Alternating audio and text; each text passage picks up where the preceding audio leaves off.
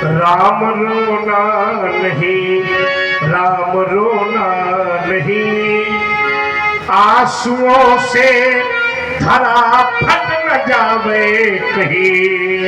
यद्यपि ये अवगुणों से भरा ये आपका भाई है, बेला बलिदान की तो भी आई है। इसको पढ़ाओ थोड़ा सा।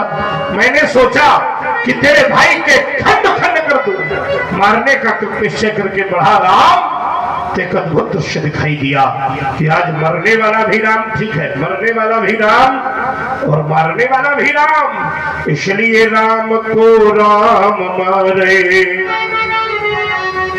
ऐसा होगा नहीं, राम रोना नहीं, राम अरे पिछड़ोगे यदि